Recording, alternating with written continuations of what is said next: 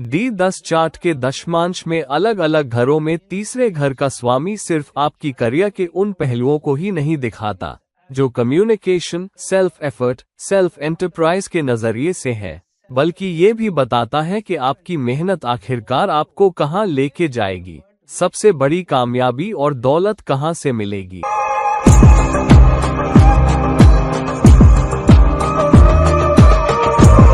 Hello, नमस्कार और आदाब तमाम मेरे दोस्तों को। आपका दोस्त और गाइड इरफान एक बार फिर आपके साथ है आपके अपने चैनल एस्ट्रो एश्योरेंस पर। हम लोग D10 चार्ट के हाउस लॉर्ड्स की सीरीज कर रहे हैं, D10 चार्ट के अंदर ही अलग अलग घरों में। इस सीरीज में हम पहले ही एसेंडेंट लॉर्ड को अलग अलग घरों में कवर कर चुके हैं, 10वें घर के स्वामी को अलग अलग घरों में, और कुछ हफ्ते पहले दूसरे घर के स्वामी को भी।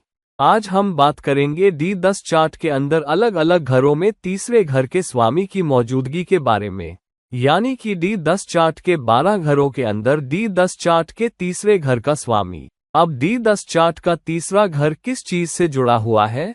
तीसरा घर जनरल टर्म्स में एफर्ट से नहीं जुड़ा है, जैसा कि D1 चार्ट रिप्रेजेंट करता है, बल्कि ये इस बारे में है कि आपकी मेहनत किस तरह आपके पास फाइनेंसेस लाने में, पैसा लाने में, करियर में, एंटरप्रेन्योरियल स्पिरिट में हेल्प करेगी और ऐसी ही चीजों में। तो D10 चार्ट का तीसरा घर D1 चार्ट के तीसरे घर से अलग है। D1 चार्ट का तीसरा घर जुड़ा होता है जनरल एंटरप्राइज या एफर्ट से, जो आप लाइफ के अलग अलग पहलुओं में लगाते हैं। हो सकता है आर्ट्स में, हो सकता है अपने सिबलिंग्स के साथ रिलेशन में, शॉर्ट डिस्टेंस ट्रैवल में जो आप करते हैं, शायद साइट सीइंग के लिए। लेकिन D10 चार्ट का तीसरा घर खास तौर से आपके करियर से कनेक्टेड है, दशमांश या D10 चार्ट से। तो चलिए शुरू करते हैं और देखते हैं कि D10 चार्ट के अंदर अलग अलग घरों में तीसरे घर के स्वामी की मौजूदगी आपके लिए आपके करियर में, आपके प्रोफेशन में, आपके बिजनेस में कैसे मौके पैदा करेगी। D10 चार्ट के लग्न या पहले घर में तीसरे घर का स्वामी। अब जब D10 चार्ट के पहले घर में तीसरे घर का स्वामी बैठा होता है तो फोकस बहुत ज्यादा होता है नेटिव के अपने प्रोएक्टिव अप्रोच पर, उनके करियर में। अब पहला घर दिखाता है सेल्फ को, पब्लिक इमेज को, आपकी पर्सनल इनिशिएटिव को और आप अपने दम पर क्या कर रहे हैं। और इसलिए जब तीसरे घर का स्वामी यहाँ होता है, communication, self effort, self expression और नेटवर्किंग करियर की बुनियाद बन जाते हैं। अब इसके पॉजिटिव इफेक्ट्स क्या हैं? पहली बात, शख्स बहुत ज्यादा प्रोएक्टिव होने वाला है अपने प्रोफेशनल एंडेवर्स में। शख्स शायद खुद ही एक्टिव रोल ले उन मौकों को ढूंढने में जहां उसकी कम्युनिकेशन स्किल्स, उसकी लैंग्वेज चमक सकती है और उसे और सक्सेस दिला सकती है। सेल्फ एफर्ट या एंटरप्रेन्योरियल एफर्ट के लिए भी ये अच्छी प्लेसमेंट है। तो ये बहुत अच्छा है अगर किसी के माइंड में वो माइंड सेट है। तो शख्स शायद फील्ड्स में एक्सेल करे, जैसे मीडिया, मार्केटिंग, सेल्स या ऐसा कोई इंडस्ट्री जहां पर्सनल इंटरैक्शन और कम्युनिकेशन कामयाबी की कुंजी है। तो मिसाल के तौर पर public speaking, writing, content writing, sales, marketing, ये सब नेचुरली आ सकते हैं। ऐसे इंडिविजुअल्स को अपने अप्रोच में बहुत सारी करज और लीडरशिप दिखाने की जरूरत भी होती है, क्योंकि तीसरे घर का स्वामी सेल्फ एंटरप्राइज से जुड़ा है। ये तभी उन्हें खुद को अच्छी तरह एक्सप्रेस करने में, अपनी एबिलिटी बताने में कामयाब बना पाएगा। तो अगर आप लोन्स लेने जाना चाहते हैं या किसी को अपने वेंचर में पार्टनर बनाने के लिए कहना चाहते हैं, तो जाहिर है कि आपको उन्हें कन्विंस करना आना चाहिए। आपको खुद को बहुत अच्छी तरह मार्केट करना आना चाहिए, तभी आप में लीडरशिप अप्रोच आ पाएगा, वर्क प्लेस में और कलीग्स के बीच लीडरशिप प्रेजेंस आ पाएगा, ताकि वो डायरेक्शन के लिए आपकी तरफ देखें। दूसरी तरफ कभी कभार ये प्लेसमेंट शख्स को अपने प्रोफेशनल डिसीजन मेकिंग में बहुत इम्पल्सिव बना सकती है। बिना सोचे समझे वो किसी ऐसी चीज में पड़ सकते हैं जो उनके एंथुजियाज्म की चीज नहीं है। कभी कभार ये उन्हें जल्दबाजी में डिसीजन लेने पर मजबूर कर देगा, बिना लॉन्ग टर्म इम्पैक्ट को अच्छी तरह समझे। तो ओवरऑल इमीडिएट रिजल्ट्स की चाह कभी कभार फ्रस्ट्रेशन का सबब भी बन सकती है। तो ओवरऑल जब D10 चार्ट के पहले घर में तीसरे घर का स्वामी होता है, तो शख्स का career self effort, self enterprise से चलता है और इस बात से कि आप अपनी सेल्फ एफर्ट को कल्मिनेशन तक, प्रॉस्पेरिटी तक, सक्सेस तक कैसे लेके जाते हैं। अब जब D10 चार्ट के दूसरे घर में तीसरे घर का स्वामी होता है, दूसरा घर आपकी वेल्थ को, आपकी इनकम को, फैमिली वेल्थ को और आपकी स्पीच को, आपकी लैंग्वेज को रिप्रेजेंट करता है। तो जब तीसरे घर का स्वामी यहाँ बैठता है तो शख्स की कम्युनिकेशन एफर्ट सीधे तौर पर फाइनेंशियल गेन से जुड़ जाती है। आप कैसी लैंग्वेज यूज कर रहे हो? क्या आप सोफिस्टिकेटेड लैंग्वेज यूज कर रहे हो? आप लोगों से कैसे बात कर रहे हो? लोगों से कैसे डील कर रहे हो? फैमिली मेंबर्स से कैसे डील कर रहे हो? मिसाल के तौर पर डिपेंडेंट्स से कैसे डील कर रहे हो? और उसी के जरिए आप वेल्थ क्रिएट या अक्यूमुलेट कर पाते हो, बेशक अपनी सेल्फ एफर्ट और नेटवर्किंग एस्पेक्ट के जरिए। ये दूसरे घर में आ रहा है। तीसरा घर आपकी सेल्फ एफर्ट से, आपकी नेटवर्किंग से, आपकी स्पीकिंग एबिलिटीज से जुड़ा है। तो यहाँ अक्सर शख्स ये पाएगा कि कम्युनिकेशन में उसकी स्किल्स, चाहे वो स्पीकिंग के जरिए हो, राइटिंग के जरिए या नेगोशिएशन के जरिए, फाइनेंशियल सक्सेस में बदल जाएंगी। वो शायद ऐसे प्रोफेशंस में काम करें जहां डायरेक्टली क्लाइंट इंटरैक्शन हो, मतलब आप सीधे कस्टमर से बात कर रहे हो, जो भी वो है, जैसे B2C है, या मार्केटिंग के अलावा कोई और रोल, स्पीकिंग हो, आइडियाज एक्सप्रेस करना हो। ये बहुत इंपॉर्टेंट है, बहुत क्रूशियल है। तो ये प्लेसमेंट अक्सर आपको फैमिली सपोर्ट दिलाने में भी हेल्प करेगी, क्योंकि तीसरे घर का स्वामी दूसरे घर में है, जो फैमिली लिनिएज, कम्युनिटी डिपेंडेंस से जुड़ा है, खास तौर पर इमीडिएट फैमिली, जो आपके करियर में रोल निभा सकते हैं। तो हो सकता है बिजनेस वेंचर में फैमिली के साथ स्ट्रॉन्ग टाइज हो। कभी कभार आप फैमिली के साथ काम कर रहे हो, कभी कभार फैमिली के बड़े बुजुर्ग भी साथ में हो, और इस तरह नेटिव फैमिली बिजनेस में भी हिस्सा ले सकता है। ये प्लेसमेंट अच्छी है फाइनेंशियल मैनेजमेंट के लिए, पैसा मैनेज करने की नेचुरल एबिलिटी के लिए। तो उनकी प्रोफेशनल अर्निंग्स कंसिस्टेंट एफर्ट के साथ स्टेडली ग्रो होने वाली है, क्योंकि दूसरा घर सेविंग का घर भी है। ये दिखाता है कि आप रेवेन्यूज कैसे क्रिएट कर रहे हो, आपका बैंक बैलेंस कहाँ है। अब इसके साथ कभी कभार चैलेंजेस ये हो सकते हैं कि मिसअंडरस्टैंडिंग या मिसकम्युनिकेशन की वजह से, जहां लैंग्वेज सही से यूज नहीं हुई, बिजनेस लैंग्वेज यूज नहीं हुई, प्रोफेशनल लैंग्वेज यूज नहीं हुई, वहां आप नेगोशिएशन में खुद को इफेक्टिवली एक्सप्रेस नहीं कर पाते, जिससे फाइनेंसेस क्रिएट करने में चैलेंजेस आ सकते हैं। तो कभी कभार डाउनसाइड ये हो सकता है कि शख्स खुद को फैमिली रिस्पॉन्सिबिलिटीज के बोझ तले भी दबा हुआ पाए, जो उसे करियर में गेन्स करने से डिस्ट्रैक्ट कर सकता है।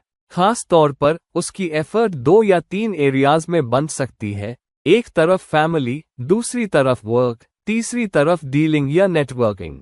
तो ओवरऑल हालांकि ये अच्छी प्लेसमेंट है क्योंकि तीसरे घर का स्वामी दूसरे घर में है, अपने लिए बहुत बुरा नहीं है। तो शख्स को थोड़ा केयरफुल रहना होगा, खास तौर पर जब फैमिली के साथ डील कर रहा हो या फैमिली बिजनेस में शामिल हो रहा हो। अब जब D10 चार्ट के तीसरे घर में ही तीसरे घर का स्वामी होता है, तो यहाँ D10 चार्ट में तीसरे घर का स्वामी अपने ही घर में है, तो ये शख्स की सेल्फ एफर्ट, करेज और कम्युनिकेशन एबिलिटीज को और मजबूत करता है। तो ओवरऑल ये एक एम्पावरिंग प्लेसमेंट है। तो ऐसे में शख्स के उन करियर्स में अच्छा करने की संभावना है जिनमें उसकी इंटरेस्ट हो, जहां उसे एक डिग्री की इंडिपेंडेंस और इनिशिएटिव मिल सके, और जहां वो खुद को अच्छी तरह एक्सप्रेस कर सके, खुद को मार्केट कर सके, खुद को डेमोन्स्ट्रेट कर सके। तो ये उन करियर्स के लिए आइडियल प्लेसमेंट है जिनमें एंटरप्रेन्योरियल स्पिरिट चाहिए, सेल्फ स्टार्टिंग स्पिरिट चाहिए, जहां आपको लगे कि मैं अपने दम पर कुछ करना चाहता हूं, या फिर फ्रीलांस वर्क भी। ये ऐसा है जैसे कोई शख्स जिसने अभी अभी ग्रेजुएशन पूरी की है, मान लो लॉ में, और किसी कंपनी में या किसी के अंडर काम करने की बजाय अपने दम पर शुरू करना चाहता है। तो शख्स के इंडिपेंडेंट होने और पर्सनल प्रोजेक्ट्स पर फोकस करने की बहुत संभावना है, और वो बहुत अच्छा करेगा या फलेगा फूलेगा उन एनवायरमेंट्स या इंडस्ट्रीज में जहां एफर्ट्स सीधे सक्सेस में ट्रांसलेट होंगे। वो कितनी मेहनत डालते हैं, उतनी ही सक्सेस आती है। तो तीसरे घर में तीसरे घर के स्वामी के साथ नेटिव की कम्युनिकेशन स्किल्स और निखरेंगी, बहुत स्ट्रॉन्ग होंगी, बहुत पॉलिश्ड होंगी। तो उनकी राइटिंग या जब वो प्रेजेंटेशंस दे रहे हो, कैसे वो अपना फॉन्ट यूज करते हैं, कैसे कलर्स यूज करते हैं, कैसे पढ़ाते हैं या खुद को एक्सप्रेस करते हैं, वो भी स्ट्रांग होगा। तो कई बार वो ऐसे बिजनेसेस या प्रोफेशंस में आ सकते हैं जहां उन्हें अपने थॉट्स को इस तरह से बयान करना हो कि एक मैसेज पार हो सके, जिसमें टीचिंग शामिल है, गाइडिंग शामिल है, कंसल्टिंग भी शामिल है। कभी कभार वो मीडिया वर्क में आ सकते हैं, मिसाल के तौर पर टेलीविजन अनाउंसर बनना, स्पीकर बनना, एडवर्टाइजमेंट में आना या ऐसे रोल्स जो पब्लिक स्पीकिंग से जुड़े हों। कभी कभार वो सिबलिंग्स के साथ काम करने या उनकी मदद करने में भी रोल निभा सकते हैं, ताकि सिबलिंग्स अपने दम पर कुछ कर सकें या फिर सिबलिंग्स के साथ बिजनेस या सेल्फ एंटरप्राइज में काम कर सकें। दूसरी तरफ यहाँ चैलेंज ये हो सकता है कि शख्स कभी कभार बहुत ज्यादा इंडिपेंडेंस, बहुत ज्यादा फ्री स्पिरिटेडनेस की वजह से कुछ ऐसा बोल दे या कलीग्स या जूनियर या सिबलिंग्स के साथ ऐसी आर्ग्यूमेंट्स में पड़ जाए जहां वो बहुत ब्लंट हो जाए और जिससे वर्कप्लेस में कॉन्फ्लिक्ट्स हो सकते हैं। तो यहाँ कभी कभार रेस्टलेसनेस सक्सेस की बजाय कुछ स्ट्रगल्स भी ला सकती है। तो हालांकि ये ओवरऑल बहुत अच्छी प्लेसमेंट है, सिवाय आर्ग्यूमेंटेशन वाले पहलू के, जहां साउंड वाइज काउंसिल लेने की बजाय बहुत इंडिपेंडेंट हो जाते हैं। शख्स ओवरऑल बहुत अच्छा कर सकता है जब D10 चार्ट के तीसरे घर में तीसरे घर का स्वामी बैठा हो। अब जब D10 चार्ट के चौथे घर में तीसरे घर का स्वामी होता है, अब D10 चार्ट का चौथा घर क्या है? ये बताता है कि आपको अपने काम में कितनी इमोशनल सेटिस्फैक्शन मिलती है, हैप्पीनेस मिलती है, कितना आप अपने काम में एट होम फील करते हैं।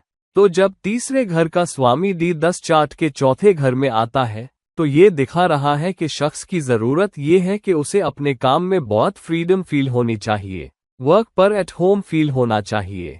मतलब उसे उन कामों को करने की आज़ादी होनी चाहिए जिनसे उसे खुशी मिले, सेटिस्फैक्शन मिले, हैप्पीनेस मिले, जिससे उसे लगे कि वो अपनी एफर्ट के जरिए एसेट्स हासिल कर पा रहा है या एसेट्स बना पा रहा है। तो यहाँ शख्स का फोकस एसेट्स पर भी होता है और कई बार शख्स का करियर उन चीज़ों से भी जुड़ा होता है जो उसे इमोशनल फ्रीडम, इमोशनल कंफर्ट देंगी। कभी कभार अपने होमलैंड में काम करना, दूर जाने की बजाय, ये भी इसी प्लेसमेंट में आता है। तो यहाँ शख्स अपने काम के जरिए इमोशनल सेटिस्फैक्शन क्रिएट करने पर फोकस करेगा।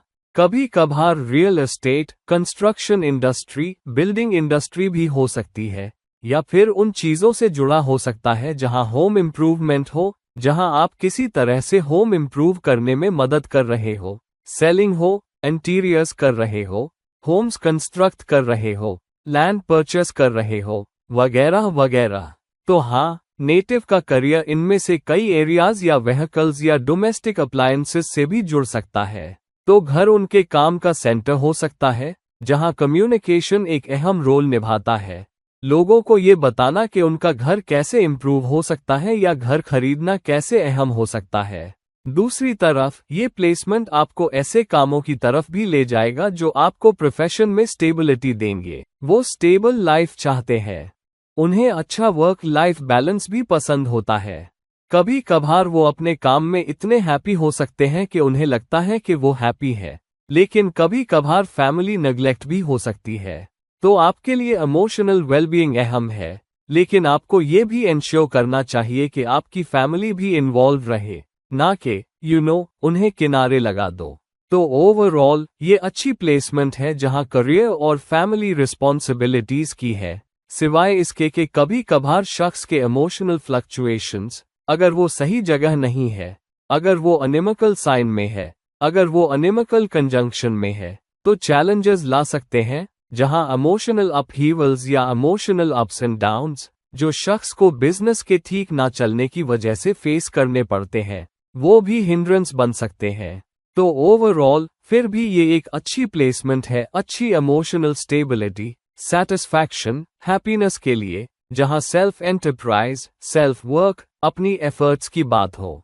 अब जब D10 चार्ट के पांचवें घर में तीसरे घर का स्वामी होता है, D10 चार्ट में पांचवा घर क्या है? ये बताता है कि आप अपनी क्रिएटिविटी और इंटेलेक्ट को अपने करियर में, अपने काम में कैसे यूज कर सकते हो। याद रखो, 5वां घर 10वें घर से 8वां घर होता है, तो ये वो जगह भी दिखाता है जहां चेंज आ रहा है, अपहीवल्स आ रहे हैं, ट्रांसफॉर्मेशन आ रहा है आपके करियर में, कई बार आपकी अपनी एफर्ट की वजह से, क्योंकि तीसरे घर का स्वामी 5वें घर में बैठा है। तो करियर आपके अपने क्रिएटिव परसूट से, आपके अपने इंटेलेक्चुअल परसूट से भी प्रभावित होता है। तो आपकी क्रिएटिव एबिलिटीज आपको करियर में कामयाब बनाएंगी, जिसमें public speaking, writing, drama, movies, artistic expressions, public performances जैसे सिंगिंग, डांसिंग शामिल हो सकते हैं। ये सारी चीजें अहम है। एजुकेशन भी शामिल है, क्योंकि 5वां घर एजुकेशन का घर भी है। हालांकि क्योंकि 5वां घर शामिल है, तो शख्स अपनी इंडस्ट्री में लीडरशिप रोल भी ले सकता है, जहां क्रिएटिव इनपुट की जरूरत हो। तो कभी कभार ये शख्स क्रिएटिविटी लाने में लीड ले सकता है, मैनेजरियल पोजीशन पर भी, भले ही वो किसी और के यहाँ काम कर रहा हो, लेकिन वो क्रिएटिविटी चाहता है, वो इंडिपेंडेंस भी चाहता है। तो कई बार ये शख्स स्पेक्युलेटिव इन्वेस्टमेंट्स या स्पेक्युलेटिव फील्ड्स में भी कामयाब हो सकता है, जैसे स्टॉक मार्केट्स, वेल्थ मैनेजमेंट, दूसरों के लिए इन्वेस्टिंग, या दूसरों को गाइड या एडवाइस करना कि स्पेक्युलेटिव इन्वेस्टमेंट्स कहाँ करने हैं, वगैरह वगैरह। तो पैसों, अकाउंट से जुड़ी कोई चीज भी की हो सकती है। ये शख्स कुछ मामलों में प्रोफेशनल काउंसलर भी हो सकता है, रिलेशनशिप्स में। दूसरी तरफ ये कभी कभार शख्स को इम्पल्सिव डिसीजंस लेने पर मजबूर कर सकता है, जो एजुकेशनल एंडेवर्स में प्रोग्रेस को रोक सकते हैं या उनकी एजुकेशन से, उनके एक्सपीरियंसेस से सीखने में रुकावट बन सकते हैं, जो वो बहुत अच्छा कर रहे हैं।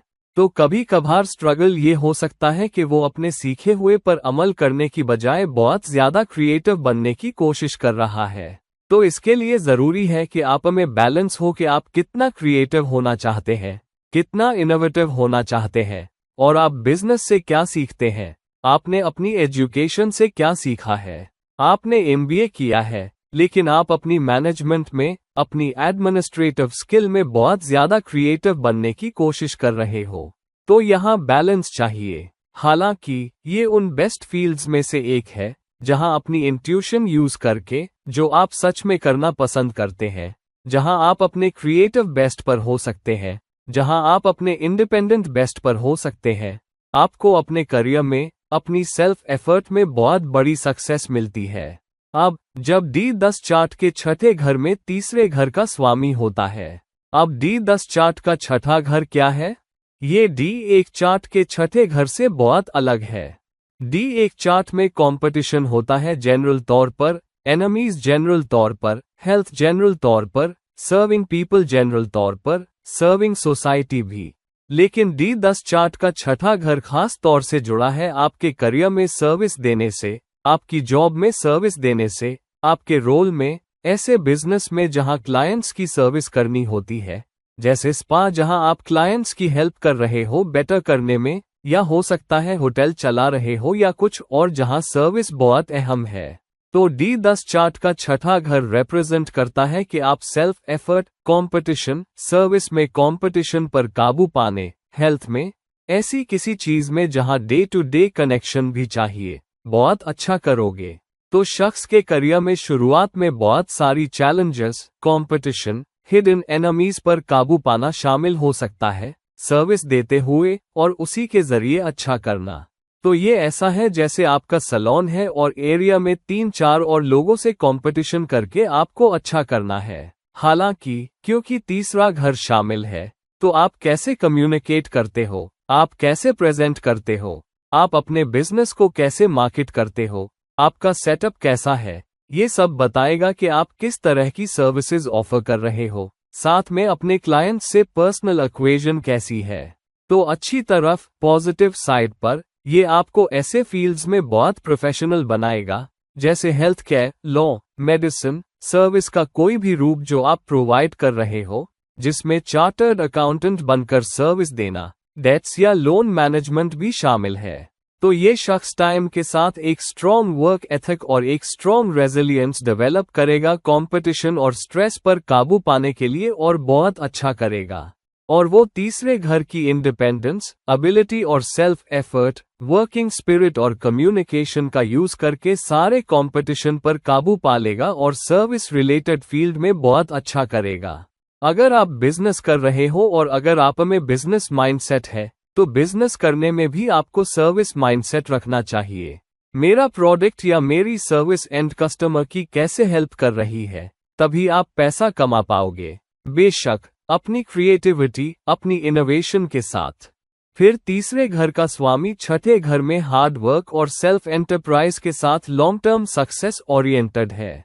अब जब D10 चार्ट के सातवें घर में तीसरे घर का स्वामी होता है, D10 चार्ट का सातवां घर क्या है?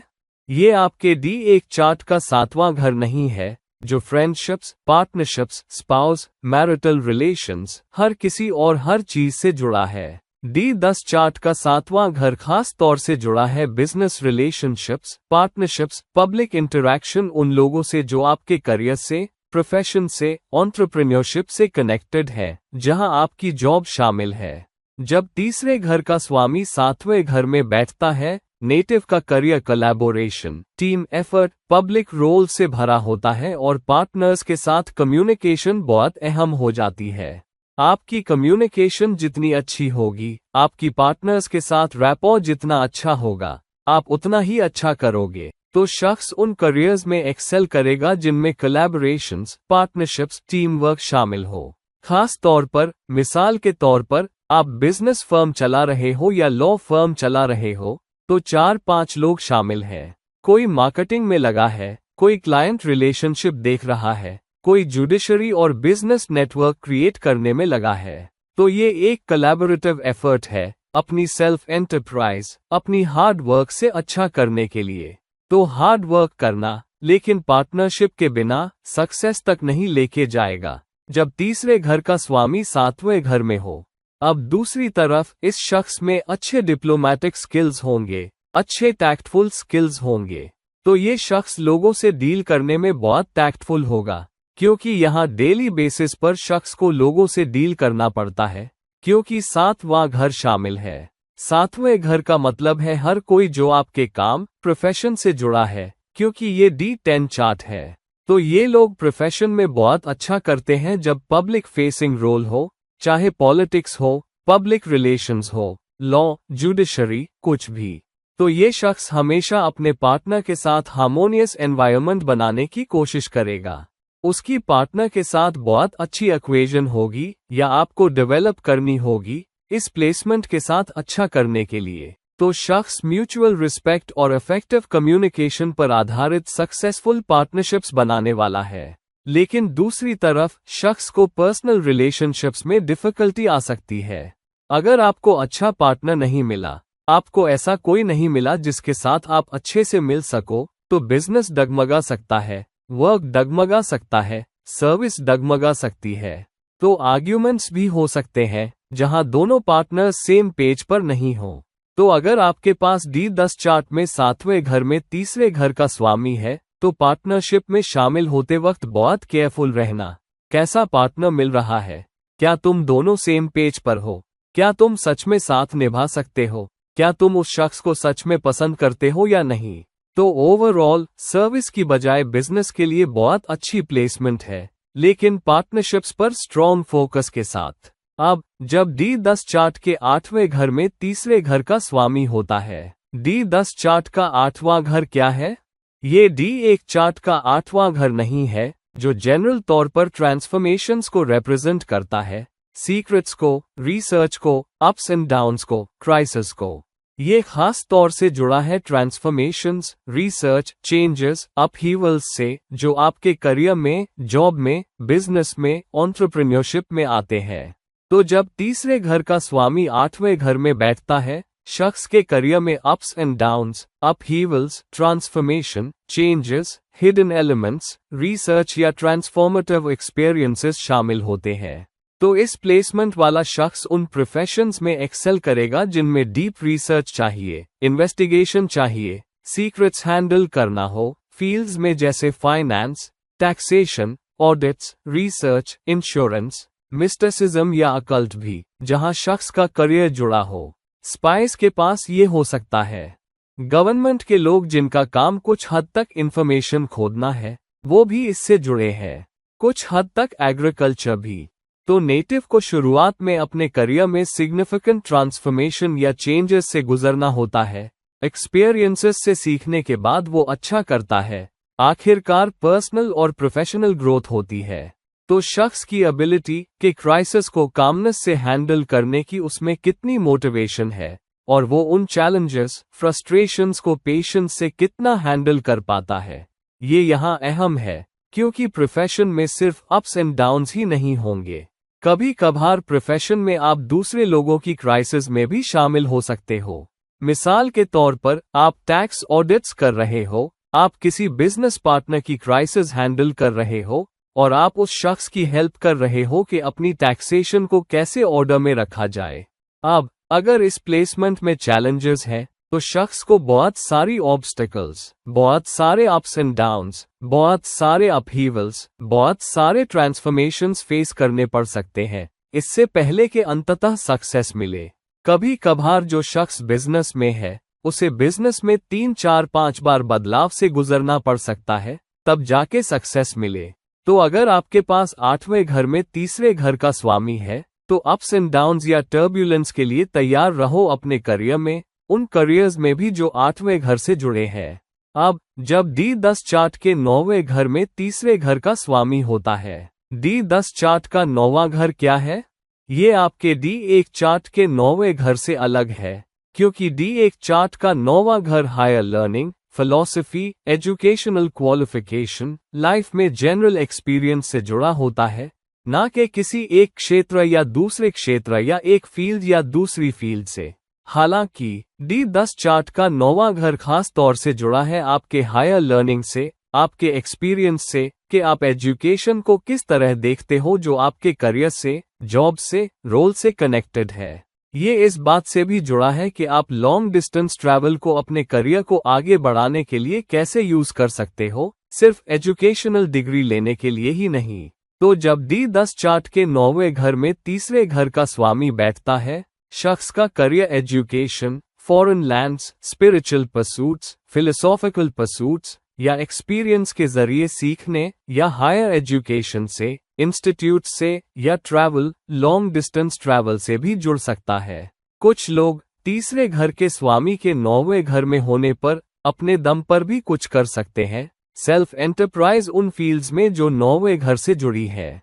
तो ये प्लेसमेंट उन लोगों के लिए बहुत अच्छी है जो अपने दम पर कुछ करना चाहते हैं, नौकरी नहीं करना चाहते, बल्कि अपने दम पर कुछ करना चाहते हैं, एंटरप्रेन्योरियल बनना चाहते हैं हायर एजुकेशन में, लॉ के फील्ड्स में, एजुकेशन के फील्ड्स में, फिलॉसफी में, आश्रम्स चलाने में, मिसाल के तौर पर, या काउंसलिंग में। आप एक्सपर्ट हो, आप अपने रोल में कॉम्पिटेंट हो, और उस कॉम्पिटेंस को यूज करके किसी और का करियर आगे बढ़ा सकते हो, किसी के करियर में हेल्प कर सकते हो, और लोगों को लॉन्ग डिस्टेंस ट्रैवल करने में हेल्प कर सकते हो, क्योंकि आप करियर काउंसलर हो, लेकिन आपका फॉरेन काउंसलिंग सेंटर भी हो या फॉरेन ट्रैवल सेंटर भी हो। कुछ लोग इस प्लेसमेंट के साथ काउंसलिंग में बहुत अच्छा कर सकते हैं। वो मेंटरिंग रोल में भी आ सकते हैं, एजुकेशनल इंस्टीट्यूट्स में मेंटरशिप रोल में। आप एक फिलोसॉफिकल गुरु भी हो सकते हो, जो किताबें लिख रहा हो, जो भाषण दे रहा हो। हालांकि कभी कभार इस शख्स को एजुकेशन पाने के लिए भी बहुत मेहनत करनी पड़ेगी, और फिर उन एक्सपीरियंसेस के जरिए, उन लर्निंग एक्सपीरियंसेस के जरिए अपने दम पर, एंटरप्रेन्योरियल स्पिरिट से, उन एक्सपीरियंसेस से गुजरकर तब अच्छा कर पाएगा। तो सिर्फ एक्सपीरियंसेस के जरिए, अपहीवल्स के जरिए, कुछ अप्स एंड डाउन्स के जरिए, तब सक्सेस भी मिलती है, क्योंकि तीसरा घर अपने से ऑपोजिट घर में बैठा है। तो इस शख्स को शुरुआती स्ट्रगल, कुछ पेशेंस की भी जरूरत हो सकती है, इससे पहले कि वो अपने करियर में उन एरियाज में बहुत अच्छा करे जो 9वें घर से जुड़े हैं।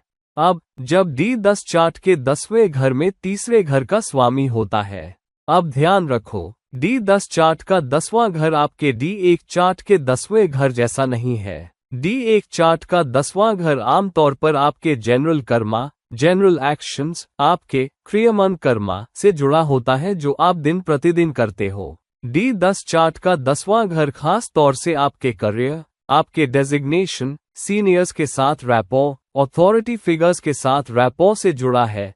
मोस्टली करियर के बारे में, मोस्टली आपकी एंटरप्रेन्योरियल स्पिरिट के बारे में, बिजनेस के बारे में भी। तो जब तीसरे घर का स्वामी आपके D10 चार्ट के 10वें घर में आता है, ये इस बारे में भी है कि आप अपनी एफर्ट के जरिए कैसे स्टेटस पाते हो, अपनी एफर्ट के जरिए पब्लिक रेप्यूटेशन कैसे पाते हो, अपनी एफर्ट के जरिए सीनियर्स और अथॉरिटी फिगर्स से एप्रिशिएशन और एक्नॉलेजमेंट कैसे पाते हो। तो जब तीसरे घर का स्वामी यहाँ जाता है, तो शख्स की सेल्फ एफर्ट और कम्युनिकेशन उसकी प्रोफेशनल सक्सेस और पब्लिक इमेज में direct role, substantial role, catalyst का रोल निभाती है। तो इस प्लेसमेंट वाले लोग शेयर एफर्ट और अपनी कम्युनिकेशन एबिलिटी से सक्सेस पाते हैं। उनके बहुत हाई सीनियर लीडरशिप पोजीशंस तक जाने की संभावना है। बेशक कुछ डिग्री की टैक्ट, डिप्लोमेसी भी शामिल है कि आप अपने सीनियर्स से कैसे डील करते हो, अपने बॉसेस से कैसे डील करते हो। लेकिन वो फील्ड्स जिनमें वो बहुत अच्छा कर सकते हैं, वो हो सकते हैं media, management, administration, public relations, government के लिए काम करना भी। हालांकि ये वो प्लेसमेंट भी है जहां आप अपनी कम्युनिकेशन स्किल्स के जरिए, लोगों को इन्फ्लुएंस करने की एबिलिटी के जरिए, अकेले काम करने की बजाय प्रोफेशन में ऊपर उठते या बढ़ते हो। तो ये वर्क एथिक्स का कॉम्बिनेशन है, हार्ड वर्क और आपकी कम्युनिकेशन स्किल्स का कॉम्बिनेशन है, लोगों को इन्फ्लुएंस करने की एबिलिटी है कि आप बहुत अच्छा कर पाओगे। तो जब तक ये प्लेसमेंट सच में अफ्लिक्टेड ना हो, यहाँ चैलेंज है कि ये कैसे प्लेस्ड है। जनरली ये बहुत स्ट्रॉन्ग प्लेसमेंट है प्रोफेशन में बहुत अच्छा करने, अच्छी सक्सेस पाने, अच्छा रैपो पाने, हायर डेजिग्नेशन पाने, अच्छे रोल्स पाने के लिए, खास तौर पर जब आपका अपने सीनियर्स, अथॉरिटी फिगर्स के साथ अच्छा रैपो, अच्छी इक्वेशन हो।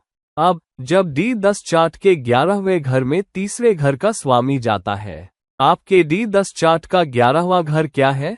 D10 चार्ट का 11वां घर आपके D1 चार्ट के 11वें घर से अलग है। D1 चार्ट का 11वां घर समाज से, जनरल तौर पर सोसाइटल नेटवर्क से, आपके दोस्तों, बड़ों और सिबलिंग्स से जुड़ा है। D10 चार्ट का 11वां घर खास तौर से जुड़ा है कि आप अपने करियर में, अपने काम से जुड़े नेटवर्किंग कनेक्शंस को, सोशल नेटवर्क को कैसे यूज कर पाते हो, जो किसी तरह आपके काम से, आपके एंटरप्रेन्योरशिप से, बिजनेस से, आपके पार्टनर्स से कनेक्टेड है। लोगों के साथ काम करना, क्योंकि 11वां घर दूसरे लोगों के साथ काम करने के बारे में भी है, लेकिन पार्टनरशिप भी है।